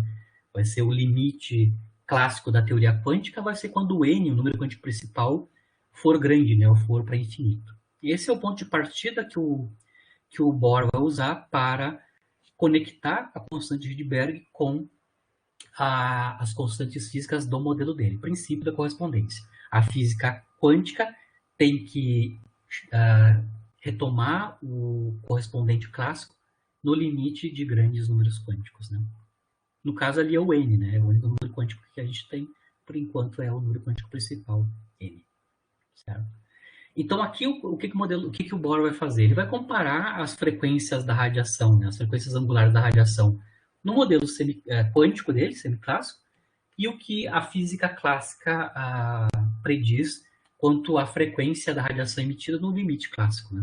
Então, vamos começar com a frequência angular da radiação emitida, no caso ainda quântico, mas no limite de grandes números quânticos, né? A gente mostrou ali há pouco, né, que H cortado ômega, né, isso aqui no modelo quântico do Bohr, né, H cortado ômega é proporcional, né, é igual à diferença de energia de transição do elétron. Isso é no modelo quântico, né? Então, a frequência da radiação pode ser, se eu estou com dois níveis de energia contíguos, né, um nível de energia EN e um EN-1, então aqui eu vou de um nível de energia maior EN para um nível de energia menor EN-1, imediatamente contíguo, né, eu tenho um fóton que vai ser emitido, cuja frequência tem a ver com a diferença dessas energias, né? Isso é a predição no modelo semiclássico quântico do Bohr, né? Frequência angular da radiação emitida é a diferença de energia dos níveis dividido por H cortado. Mas no modelo do Bohr, os níveis de energia estão quantizados em termos do número quântico N. Tá? Então aqui eu vou escrever explicitamente as energias, né, em termos do número quântico principal, lembrando que EN é menos 2π H cortado CR sobre N ao quadrado. Então aqui ele escreve explicitamente, né, 2π CR e os N's ao quadrado, onde um dos N's é N e o outro N, entre aspas, é N-1, né, N-1 ao quadrado. Então ele só substituiu aqui as expressões para as energias, né, em termos do número quântico principal, onde eu estou analisando o número quântico principal N e N-1. Então, eu consigo obter a frequência da radiação, no caso quântico, né, em termos do número quântico principal. O Bohr disse que essa frequência de radiação tem que ser comparada com a clássica no limite de grandes números quânticos. Então, eu vou tomar aqui qual é que é o limite para grandes números quânticos dessa frequência predita pela teoria quântica, né? Se vocês olharem aqui, a menos das constantes, né, que é 2π CR, né, aqui eu já fiz o NMC para vocês verem mais claramente, né, o limite para N grande, né, é 1 sobre N ao cubo, tá? Na verdade eu tenho N quarto embaixo e em cima eu tenho N, basicamente. Lembrando que os N quadrados se cancelam aqui em cima, né?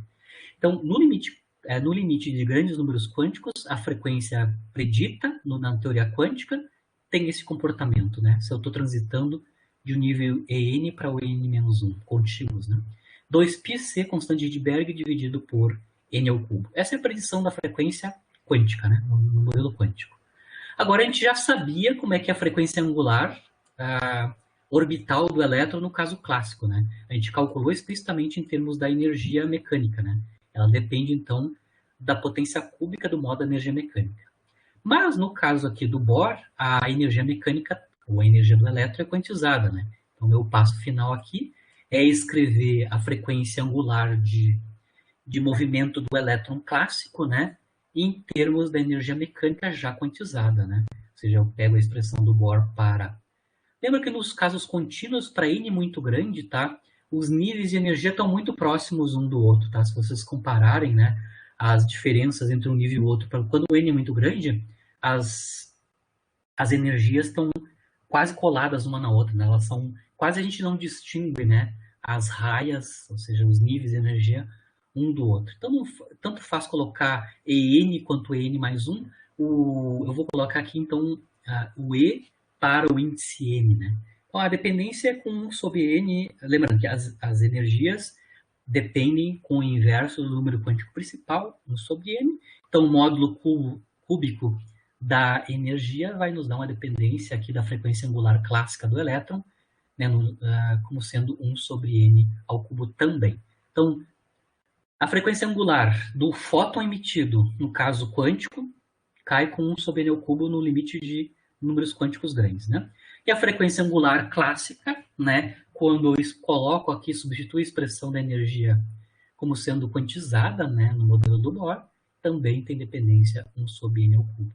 Lembrando que no caso clássico, né, a predição de quanto é que a frequência da radiação emitida no caso clássico vai ser igual à frequência de órbita, né, da partícula que está emitindo a radiação, que no caso é o elétron, né?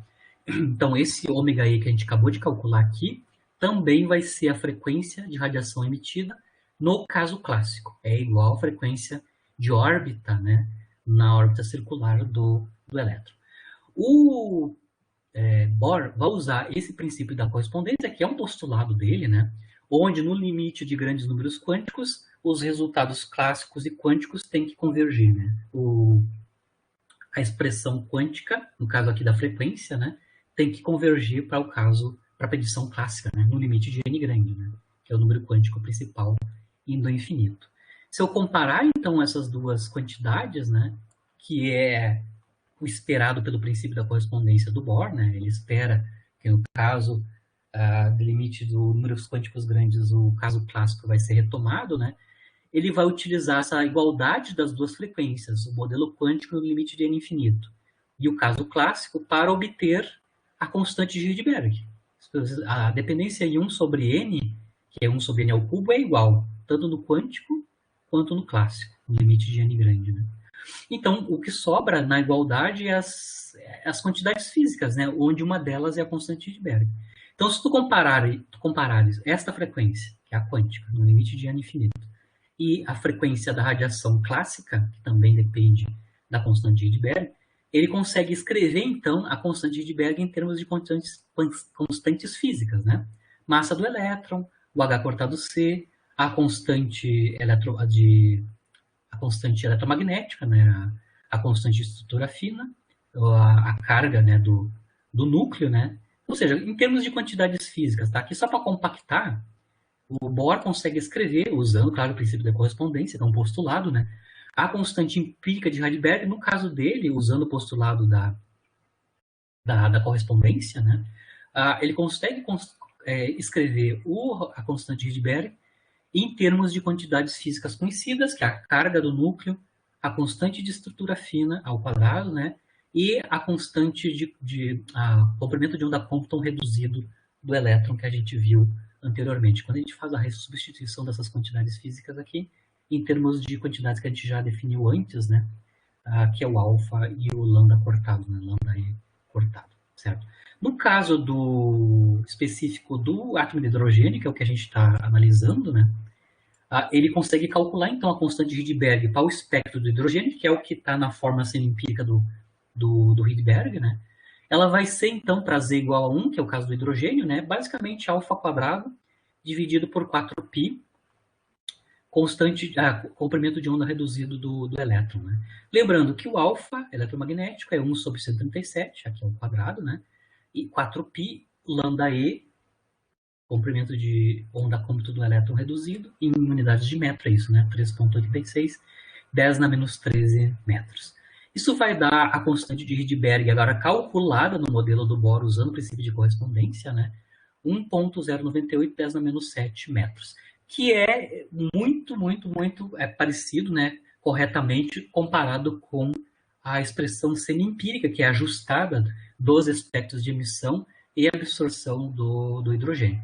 Então, ele consegue fazer a predição da constante de Rydberg, do ponto de vista teórico, nesse modelo semiclássico dele, claro, fazendo uso de uma hipótese ad hoc, que é o princípio de correspondência, né, onde o quântico tem que retomar o limite clássico no limite de grandes números quânticos, né, onde N é o número quântico de interesse aqui, né, e em termos das constantes físicas, né, ele consegue obter corretamente isso, né, certo?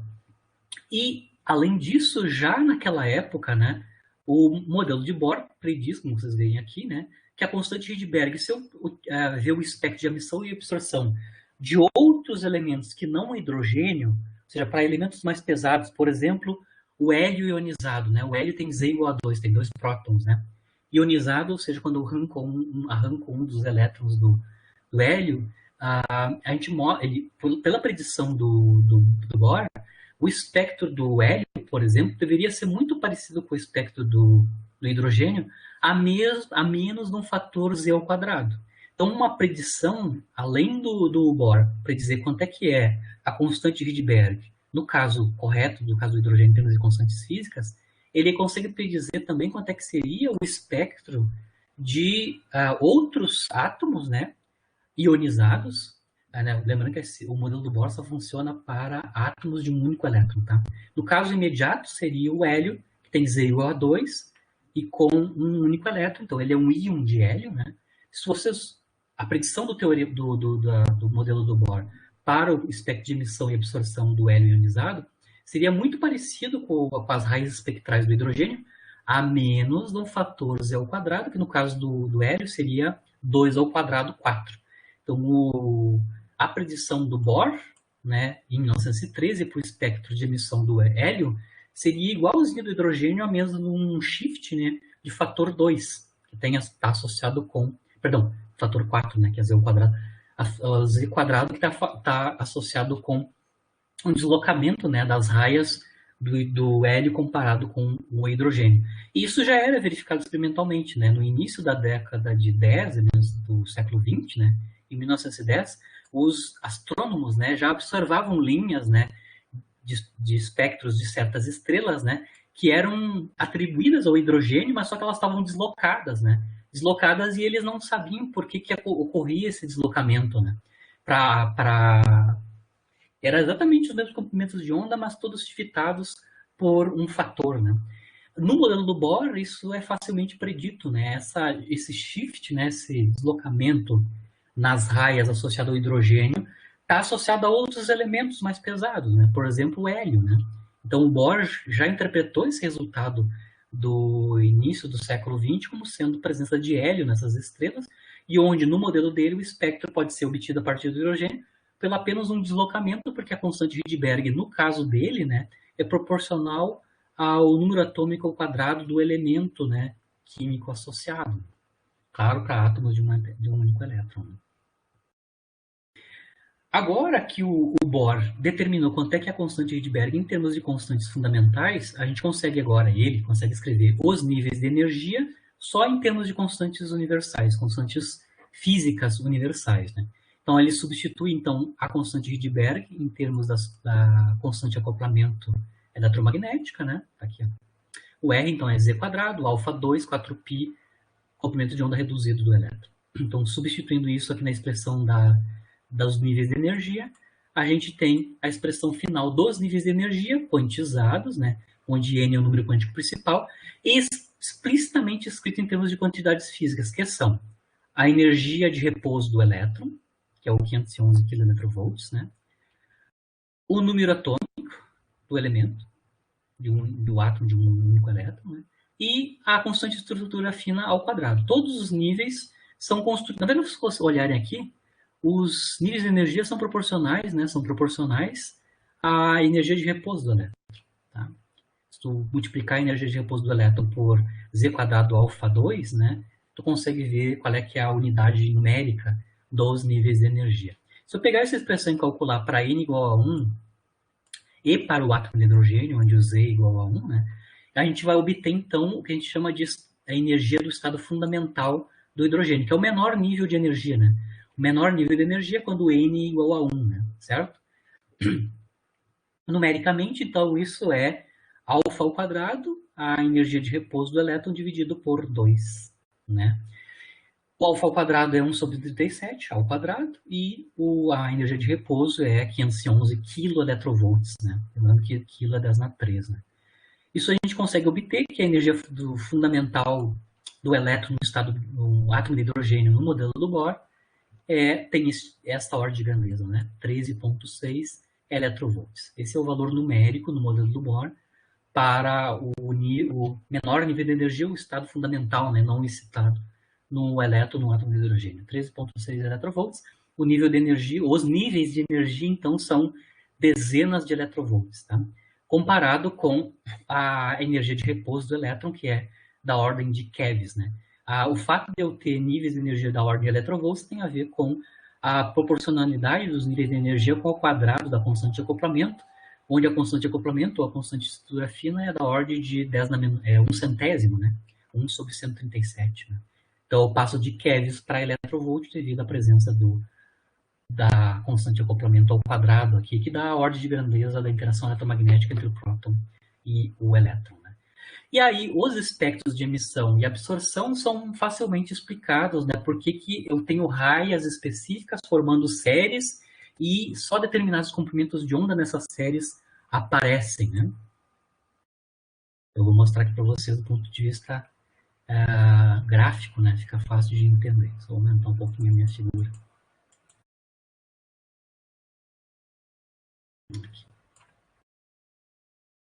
Por exemplo, aqui na última linha está o N igual a 1, que é o nível de energia do estado fundamental do hidrogênio, tá? Que é o 13,6 eletronvolts. Para cima, lá em cima, estão todos os níveis de energia acima do fundamental, que a gente chama de estados excitados, tá? Energias maiores, energias além do estado fundamental, que são mapeadas. Essa estrutura aqui é basicamente o 13,6 eletronvolts dividido por N ao quadrado, com N igual a 2, 3, 4 e assim por diante. Então, vou diminuindo as energias até chegar em zero, né?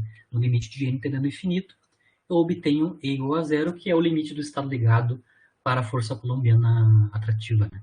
Então, aqui eu só coloquei os 3 primeiros, que são os chamados primeiro, segundo e terceiro estados excitados no átomo de hidrogênio, né? Começando com o 13,6 eletronvolts, que corresponde ao N igual a 1 e os outros níveis. A série de Lyman, que é aquela que está no ultravioleta, né, certo? Ela corresponde aquelas comprimentos de onda correspondem a desexcitações de níveis de energias eletrônicas superiores até o fundamental. Então, todas as raias ou todos os comprimentos de onda da série de Lyman, né, em comprimentos de onda em nanômetro aqui, né, nessa linha que está aqui embaixo, são correspondentes a transições de estados excitados ao estado fundamental. Todas as desexcitações de estados superiores até o fundamental vão cobrir todos os comprimentos de onda da série de Lyman. Então, a série de Lyman, no modelo do Bohr, é obtida por desexcitação do elétron voltando para o estado fundamental. Então, o N igual a 1, 13,6 eletronvolts, certo? E os comprimentos de onda são os comprimentos de onda do fóton emitido, né? Por exemplo, aqui, ó, o maior comprimento de onda na série de Lyman, né, corresponde à transição do N igual a 2 para o N igual a 1, para o estado fundamental. São contíguos aqui, tá? É o primeiro estado excitado para o fundamental. E depois, todos os outros comprimentos de onda são desexcitações de níveis de energias maiores, N maiores, para o estado fundamental, certo? A Balmer, que é a próxima depois do Lyman, são todas as desexcitações de estados de energia superiores para o segundo nível de energia, que é o N igual a 2. Então, todos os comprimentos de onda da série de Balmer, que inclusive compreende o espectro visível do átomo de hidrogênio, do espectro de emissão do átomo de hidrogênio, são desexcitações de elétrons com energias maiores, né, com N maiores que 2, para o nível de energia N igual a 2. A série de Paschen, que é a primeira no infravermelho, né, são desexcitações até o segundo nível de energia, né, que é o, terceiro nível de energia, que é o nível de energia N igual a 3, que é o 1,51 eletronvolt. Então, todos os comprimentos de onda e a estrutura de série nos espectros são explicados aqui no modelo do Bohr por desexcitações dos elétrons orbitais até um certo nível de energia. No caso de Lyman, é o nível de energia do estado fundamental. No Balmer, é o primeiro nível de energia depois do fundamental, que é o primeiro estado excitado. Por Paschen, é desexcitações até chegar no terceiro nível de energia, que é o segundo estado excitado, e assim por diante. Todas aquelas outras séries do hidrogênio também são desexcitações até um determinado nível de energia superior ao fundamental. Então, aqui no modelo do Bohr, o espectro discreto e, inclusive, as estruturas, né, das séries e os seus correspondentes comprimentos de onda, seus limites também, né, são as desexcitações até um certo nível de energia, começando com desexcitação até a energia fundamental, que começa com Lyman, depois Balmer, Paschen e assim por diante. Então, no modelo do Bohr é entendível corretamente como é que é o espectro discreto do hidrogênio ou dos elementos, né? Basicamente são desexcitações dos elétrons que estão em níveis de energias maiores para energias mais baixas e, dependendo do nível de energia mais baixo onde ele chega, corresponde a uma determinada série, né? No caso do hidrogênio, a gente consegue mapear todas as séries, começando com Lyman, como desexcitações até o nível do estado fundamental, primeiro estado excitado, segundo estado excitado e assim por diante. Todas as séries são explicadas, né, por esses tipos de desexcitação, né? No caso do espectro de emissão, né, do hidrogênio, né? Então, no caso do espectro de emissão, eu estava falando do átomo de hidrogênio, né? Se eu estou com gás de hidrogênio a temperatura ordinária, onde a energia típica dos elétrons é energia térmica, né, que é bem baixa, né, é muito menor que aquela energia que a gente calculou ali em electrovolts, né, quase todos os átomos de hidrogênio gasoso, né, para a temperatura ambiente, né, a temperatura ordinária, vão estar no estado fundamental.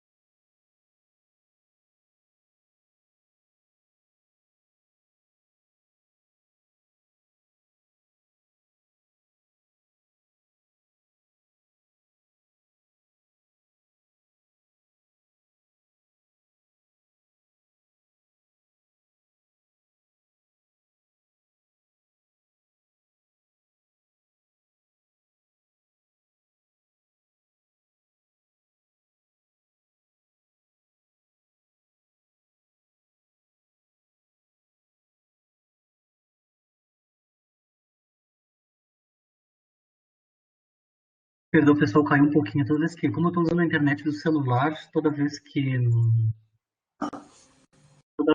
alguém faz alguma chamada, que é 24 horas por dia que fica me ligando, né?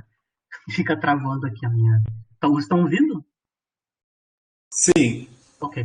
Tá. Só que eu já tô terminando aqui, tá? Eu estava comentando vocês, né, que só estou com gás hidrogênio a temperatura ambiente, né?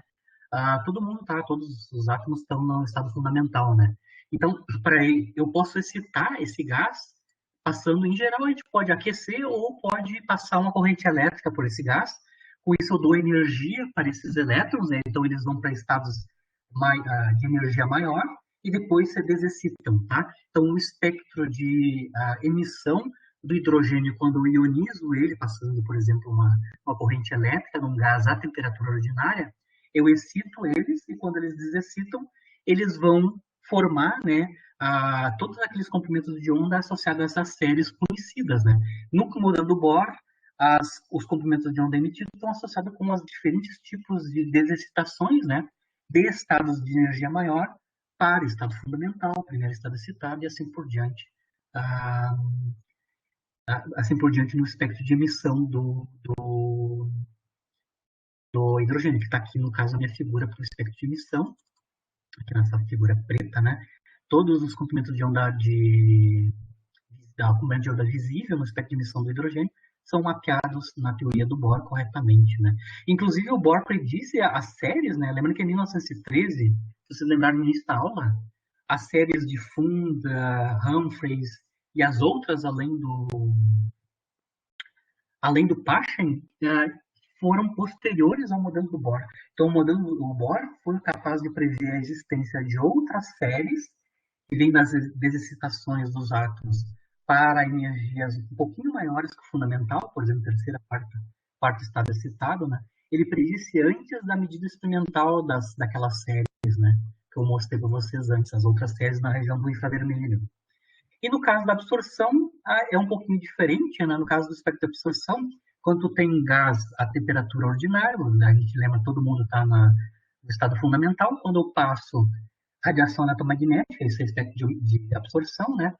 Eles vão ser excitados, mas eles vão voltar imediatamente para o estado fundamental, porque eles estavam originalmente no estado fundamental. Então, no espectro de absorção, em geral, para o átomo de hidrogênio frio, né, a gente vai obter apenas a série de Lyman, né, não, na parte não visível. Para a gente obter a espectro de absorção aparecendo na parte visível, a temperatura que o gás tem que estar tem que ser altíssima, né? Então, em temperatura ordinária, o espectro de absorção de hidrogênio basicamente nos dá apenas a série de Lyman, porque a energia que o gás vai absorver não é suficiente para, quando ocorrer a desexcitação, ele voltar para um nível de energia maior que o fundamental. Pode falar. A temperatura ordinária ela está relacionada à temperatura ambiente, não entendi. Isso, a temperatura ambiente, tu pode calcular isso na forma da teoria cinética, a energia média, falar física clássica, né? Teoria cinética dos gases, né? A energia média do elétron ou do átomo de hidrogênio, no caso de temperatura ambiente, seria 3 meios de kT, né? Então, onde T, por exemplo, é 300 Kelvin, que é a temperatura ambiente, né? Se tu olhar e calcular essa energia média em unidades de electrovolts, tá? Ela é baixíssima, eu acho que ela é microelectrovolts. Se tu calcular a energia média clássica do gás de hidrogênio para a temperatura igual a 300 K, que é a temperatura ambiente, né? Certo? Tu vai ver que a energia típica desses caras, a térmica, né? A térmica é super baixa, né? Certo? Então a energia térmica não é suficiente para excitar os elétrons. Mas isso quer dizer daí que eles vão estar sempre no estado fundamental. Isso. Então, na maior parte do tempo, todo mundo está no estado fundamental. Eles só vão ser excitados quando tu fazer algum procedimento. Ou tu aquecer a altíssimas temperaturas, ou passar uma corrente elétrica. Porque quando tu passa a corrente elétrica, tu tem excitação dos elétrons, né? Eles vão para níveis de energias maiores, aí quando eles se desexcitam, emitem, né, aqueles comprimentos de onda bem definidos usando o modelo do Bohr. Né? A mesma coisa no espectro de absorção. Né? Se tu tem hidrogênio a temperatura ordinária e passa sobre ela a radiação eletromagnética, essa radiação eletromagnética, claro, vai excitar, mas quando ele se desexcitar, ele vai voltar para o estado fundamental, não está no estado fundamental. Né? Só vai conseguir enxergar espectro de absorção na parte divisível do hidrogênio se a temperatura for suficientemente alta. Eu não tenho mais tempo, mas eu vou deixar aqui na transparência, né? A gente vai precisar, só vai acontecer a temperatura suficiente para a gente enxergar espectro de absorção na parte visível do espectro para hidrogênio, só se a estrela tiver uma temperatura muito alta, por exemplo, da ordem de 20.000 Kelvin, tá? Aí, quando eu estou com uma temperatura muito alta, que ocorre só nas estrelas, né? Ou quando tu aquece o gás a uma temperatura brutal, né? Tu vai ter uma fração importante dos átomos já no primeiro estado excitado, tá? Tem uma parte no estado fundamental e uma fração importante, que é pequena, mas é importante, né? Que tá, por exemplo, aqui no caso dessa temperatura, é da ordem de 0,27%. Pequeno, mas não nulo, né? Que estão no primeiro estado excitado, né?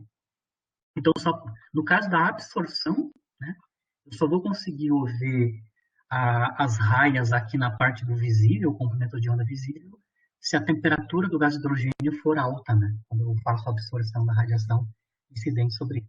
No caso da emissão, não. Né? No caso da emissão, se eu tenho energia suficiente através da corrente elétrica, né, da ionização do gás, eu consigo obter todas as raias, inclusive o visível, né, especificamente.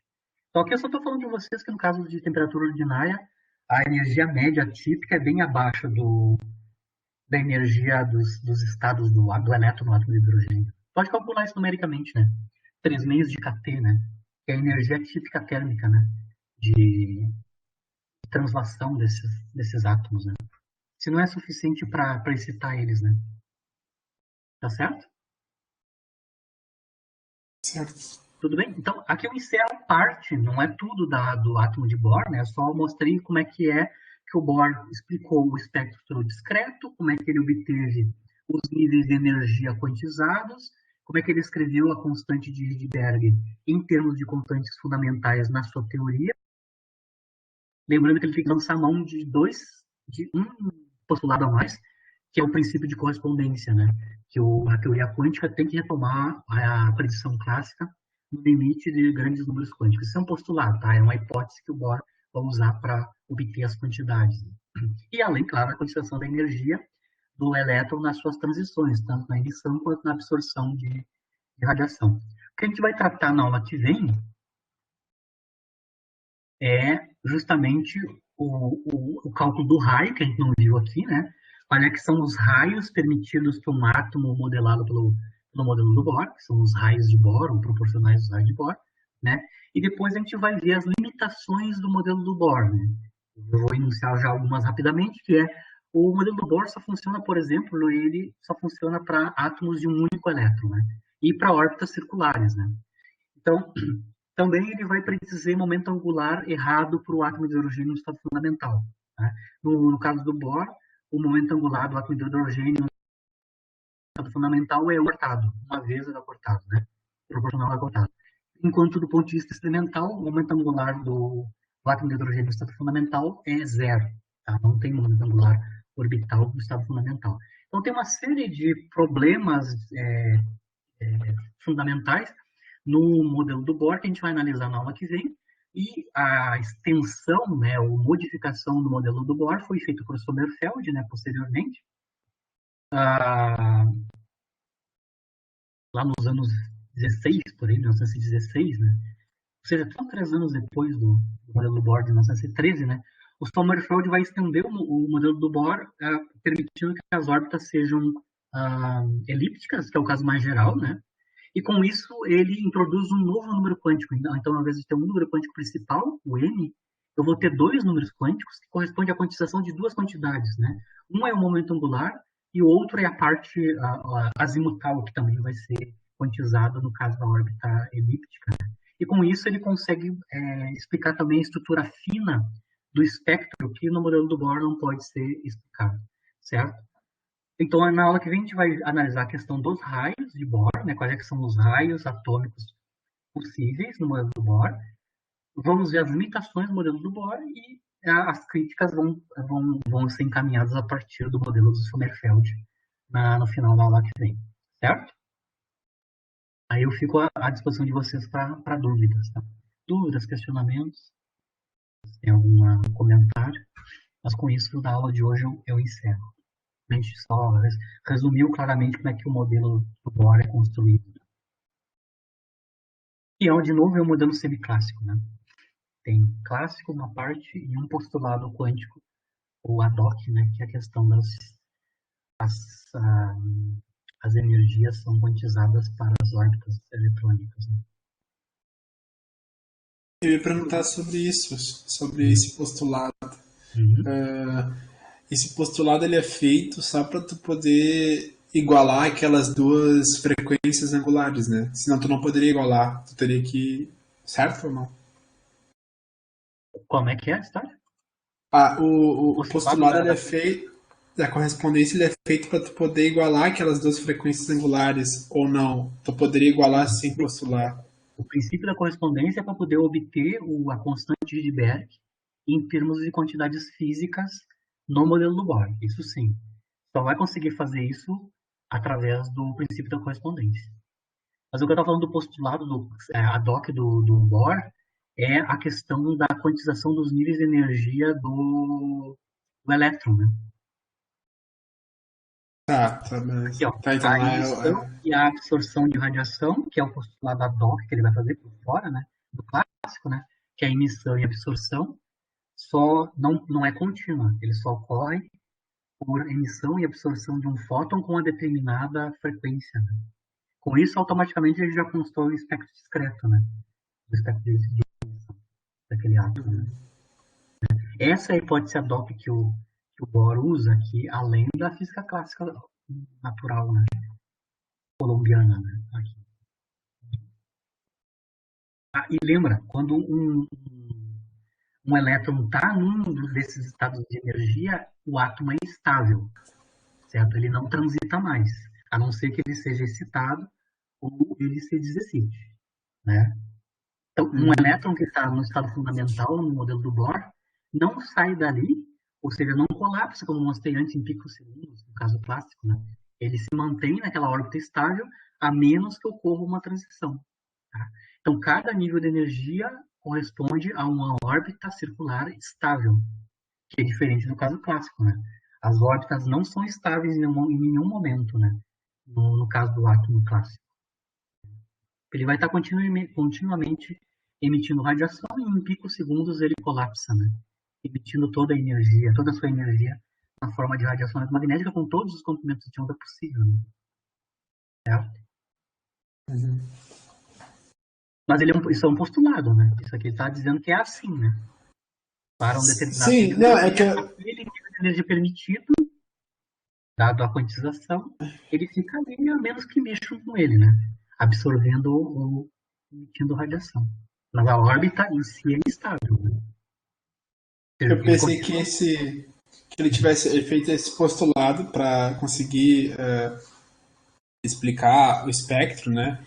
e além disso tivesse que feito aquele outro postulado da correspondência para conseguir igualar aquelas duas São duas aquelas coisas. duas. São duas coisas. O primeiro postulado tem a ver com os níveis de energia, ou seja, a transição tem emissão e absorção de fótons com uma determinada frequência. Outro postulado que ele faz, uma outra discussão ad hoc que ele faz, é o princípio da correspondência, que é só para esse caso particular de como obter a constante de Rydberg em termos das quantidades físicas. Certo. Então, são duas coisas diferentes. Por mim é isso.